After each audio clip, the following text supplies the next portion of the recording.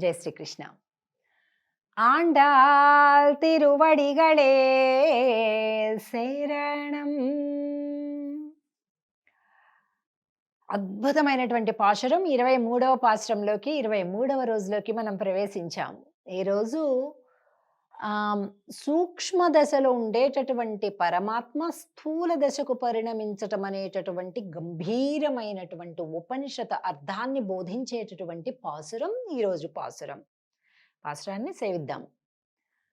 மாரிமலை முழஞ்சில் மன்னி கிடந்து ரங்கும் சீரிய சிங்கம் அறிவித்து தீவிழித்து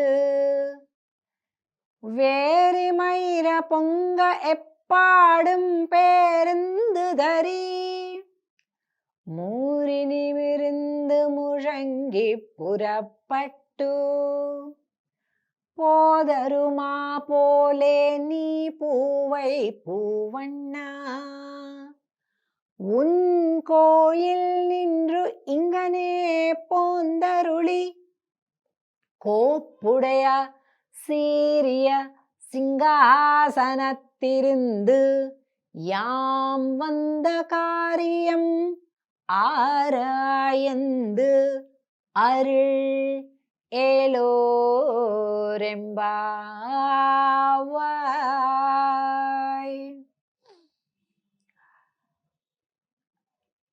మారిమలై మషంజిల్ మన్నిక్కిడందు రంగం, చాలా చీకటిగా దట్టంగా ఉండేటటువంటి ఒక పెద్ద అడవి. ఏంటండి తిరుప్పావై పాశురాలు చెప్పాల్సింది పోయి ఏదో చందమామ కథలు చెప్తున్నారు అనుకుంటున్నారా? కాదు, తిరుప్పావై పాశురంలో ఆండాళ్ళ తల్లే చెప్పిన మాట ఇది. దట్టంగా ఉంది అడవి, కుండపోత వర్షం వస్తుంది, ఒక పెద్ద గుహ ఉంది. ఆ గుహలో ఒక సింహం నిద్రిస్తూ ఉంది గట్టిగా. నిద్రపోతుంది కదా అని దగ్గరికి వెళ్తారు ఎవరైనా? ఎవరూ లేదు, ఎందుకంటే ఉన్నది సింహం కనుక. ఇది ఆండాళ్ళ తల్లి, ఇది సూక్ష్మ దశలు, అంటే ఈ సృష్టి మొత్తం పంచభూతాలు కూడా సృష్టించక పూర్వం స్థితి ఏదైతే ఉందో అది చెప్తుంది. భగవంతుడి యొక్క కారణ రూపం అంటే రా మెటీరియల్, కార్యరూపం అంటే ఆ వస్తువు తయారైపోయాక ఈ రెండు స్థితులను చెప్తుందనమాట ఆండాళ్ళ తల్లి. మారిమలై ముழஞ்சில் మన్ని కిడందు రంగం సీరియ సింగం అరివిత్తు తీవిజిత్తు. అరివిత్తు అంటే తెలివి తెచ్చుకుందట, నిద్రపోలే, తెలివి తెచ్చుకుంది. అంటే సంకల్పం చేసి, పరమాత్మ సంకల్పం చేశాడనమాట. ఏమని? తాం ఐక్ష్యత, తాను సృజించాలి, ఈ సృష్టి కార్యాన్ని ప్రారంభించాలి అని స్వామి సంకల్పం చేశాడు. అలాగే సెంగమిరు పార్పోల్ బంధు తలై పెయ్దుం, ఎప్పుడైతే అభిమానాన్ని అంతటినీ కూడా తొలగింప చేసుకొని మనం భగవంతుడికి శరణాగతులు అంటామో వాళ్ళు పక్కకి వెళ్ళిపోతారు. కాకుండా ఇంకా కార్యానికి ఏమేమి కావాలి, ఎవరికి జన్మలు ఏవేటిని ఇవ్వాలి అనేటటువంటిది ముందుగా అసలు పంచీకరణ అంటారు. అంటే పంచభూతాలను సృజించేటటువంటి ప్రక్రియని ప్రారంభించడం కనిపిస్తుంది ఈ పాశురంలో. ఇది విశేష పాశురం.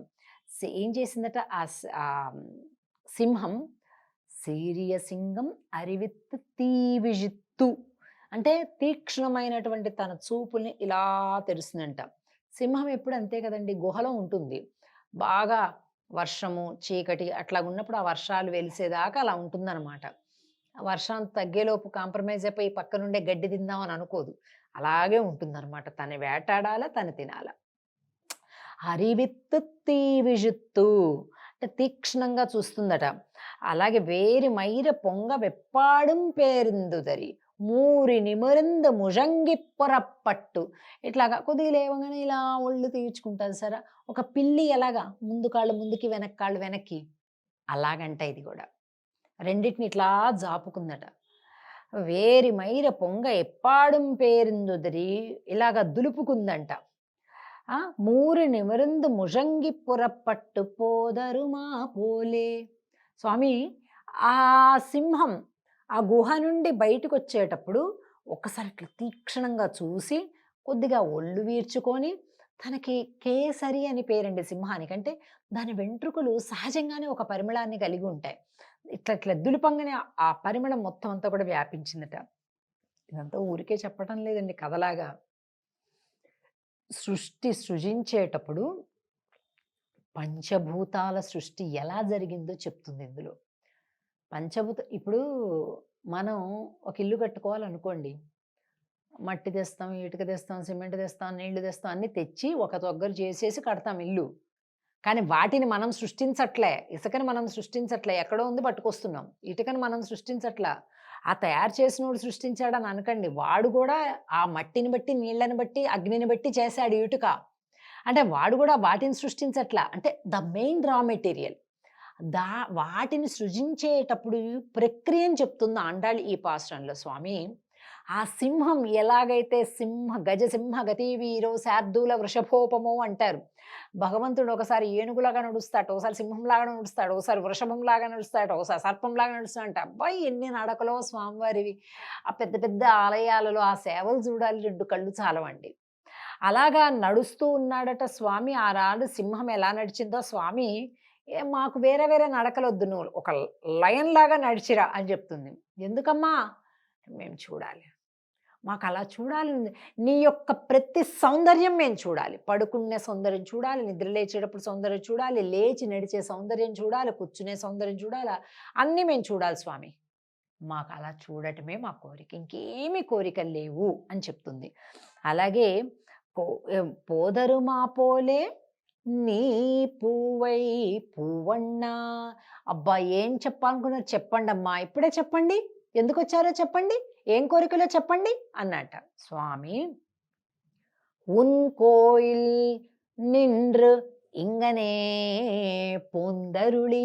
ఇలా నడుచుకుంటూ రా, అక్కడ గదిలో పడుకుంటే మేము చెప్పాం, వచ్చి సింహాసనం మీద కూర్చుంటేనే చెప్తాం. కోప్పుడయ సీరియ సింహాసనత్ ఇరుందు. నువ్వు వచ్చి సింహాసనం పైన కూర్చోవాలి, కూర్చుంటే చెప్తాం. అప్పుడు కూర్చొని యాం వంద కార్యం ఆరాయంద్ అరుళ్. నువ్వెందుకు వచ్చావమ్మా, ఏంటమ్మా అని నువ్వు అడగాలి. నువ్వు అడిగాక మేము చెప్తాం, అలా చెప్పం మేము, ఇలా చెప్పం మేము అని చెప్తున్నారనమాట. ఇలా ఉండాలండి భగవంతుడికి మనకి ప్రేమ, అటాచ్మెంట్ అంటే. ఆండాళ్ తల్లి ఇలా చూపిస్తుంది తోవ, మనం కూడా ఆ మార్గంలో నడుద్దాం. జై శ్రీకృష్ణ. ఆండాళ్ తిరువడిగళే సేర.